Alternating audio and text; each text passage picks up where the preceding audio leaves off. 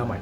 ඔයගොල්ලෝ hip thrust එක කරනකොට ඒක දැනෙන්නේ කොන්ද පිටිපස්සට මේ හැම්ස්ට්‍රින්ග් වල විතරද? ග්ලූටියල්ස් වල නෙමෙයි. මේක විශේෂයෙන්ම ජිම් එකට ආපු බිගිනර්ස්ලට. ඔයගොල්ලෝ හිප් ත්‍රස්ට් එක කරන්න කලින් මෙන්න මේ එක්සර්සයිස් එක කරන්න. මේ එක්සර්සයිස් එකට කියන ළමයි ග්ලූට් බ්‍රිජ් නැත්නම් ෆ්ලෝ බ්‍රිජ් එක කියලා. මේකින් වෙන්නේ ඔයගොල්ලන්ගේ pelvic area එක මේ hip flexors isolate වෙනවා. මේක කරනකොට ඔයාලා කෙලින්ම ඔයගලන්ට ફોකස් කරන්න පුළුවන් ඔයගලන්ගේ gluteus වලට.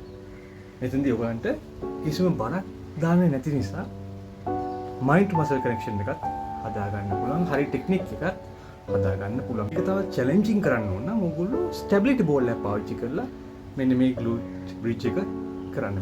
මේකින් ළමයි ඔයගලන්ගේ core muscles internal exterior obliques ටික fire up කරනවා.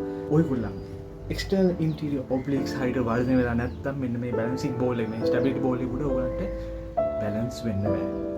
මේ exercise එකෙන් ඔයගලන්ට neuromuscular coordination එකයි core එකේ stabilization එකයි හදා ගන්න පුළුවන්. ඔයගොල්ලෝ 412 tempo එකේ කරන්නේ කියන්නේ පල්ලයට යනකොට තප්පර 4යි eccentric ආයි උඩට උස්සනකොට concentric එක තප්පර 1යි hold එකක් තියාගන්න isometric තප්පර 2ක් reps 12 20 අතර sets 3ක්.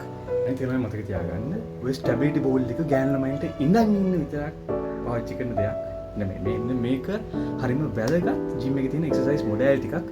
ඒක ගෑනු පිරිමි ભેදන්නේ නැතුව පාවිච්චි කරන්න පුළුවන්. ඒ නිසා ලැජ්ජ වෙන්න එපා. ඕගොල්ලන්ගේ exercise වලට මේක යොදා ගන්න.